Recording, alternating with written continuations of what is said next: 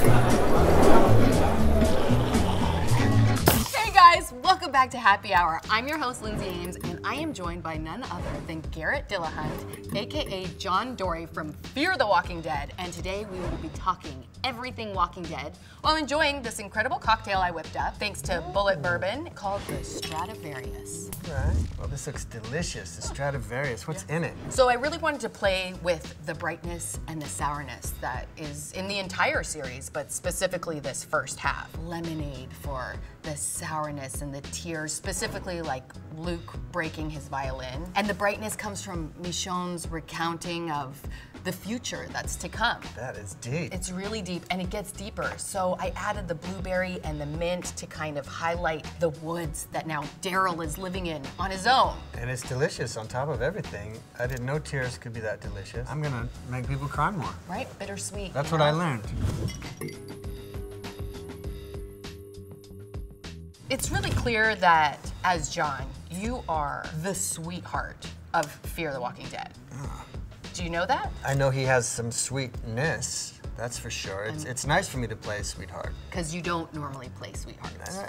I've just frequently played the opposite of sweethearts. So it is nice. It's nice to be, you know, a sort of sheepdog kind of guy. Right. You know what I mean? Speaking of The Walking Dead, Morgan is introduced to Fear the Walking Dead universe. Your character, John Dory, and him become close friends. Do you think that there's anybody else from The Walking Dead that would be really interesting to see in your world? I think any crossovers will be interesting. I don't know if I can narrow it down because it's all such a similar world. You know, we're just different parts of the country. I thought it would have been fun if John and Rick could have met. Yeah. You know, but I guess that's not gonna happen from what I hear. Michonne's pretty cool. You know, I think John and Daryl will get along pretty good. You know, just they don't need to talk a lot. Yeah. Just get it done. Your character has spent a lot of time alone. You've been shaped by your past. Now, all of a sudden, you're in a community. How do you think that will shape John's behavior? I think it's what he's been looking for, that's for sure. I think he was a pretty lonesome dude. You don't get to pick your friends sometimes in this. Well, maybe you do.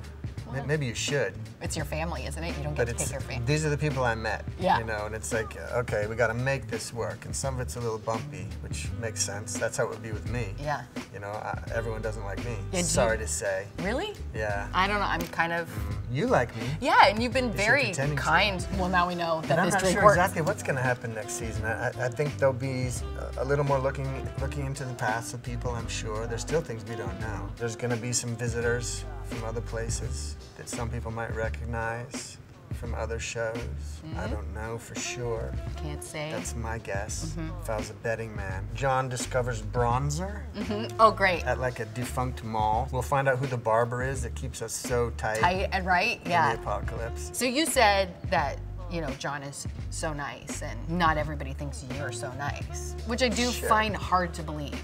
I think you're... Well, I'm putting on a good front. Okay, good, because it is a really good front. But I'm wondering how much you differ from John, and if you were put in this world, how you'd handle it different to John. Oh, he's much handier, that's for sure. Oh, yeah? Oh, yeah. And I think he's probably steadier in the mood.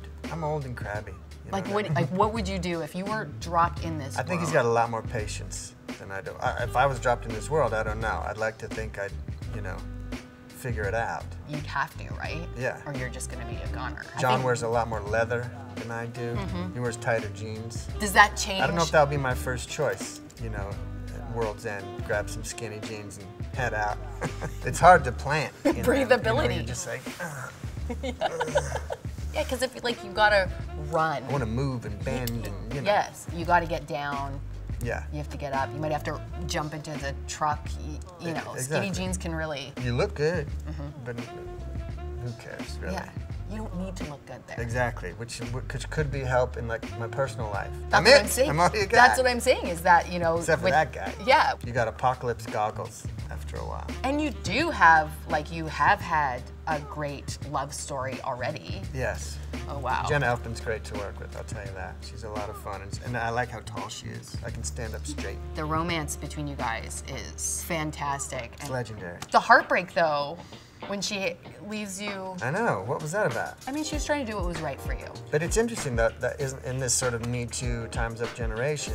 That's an interesting story point, isn't it? Because it sent John on a real tailspin of like, maybe she was just scared and was doing what she had to do to survive. I love those kinds of questions and that those are in there, and that's a horrifying thing. It's a very scary. Another reason to find her and to make sure she's all right. And like, I'm so sorry, or was it real? Which is really nice though, because then you hold on to the Scrabble pieces. That's right. Ugh. She didn't have to leave those. She didn't have to. But that's how you know she cared. You see something happening with you guys in the future. You mean like we'll kiss and stuff? Maybe. That could be cool. We'd have an apocalyptic wedding. Right? Maybe, or just a simpler wedding. It would be simple. Less guests. I'm gonna say destination wedding, probably. Yeah. You know. You've seen a few animals here and there in this world, but like, has there ever been a Walker cat? Animals seem to be immune. Right. Right? Yeah. Which is probably good. And that would be yeah, awful. because it would be a whole new. Because they're fast. John should have a dog, though. Don't you think he should have a dog? Yes. He's definitely a dog person. Where are they all? That's true. Maybe they've Ate and didn't come back. Okay, I did not. That was a stretch. Garrett, thanks so much for sitting down and drinking this cocktail. Yeah, it was wonderful. If you guys want to make this at home, you can learn how in the description below the video. And you can enjoy this cocktail while watching the mid-season finale. Have a great one. Bye, guys.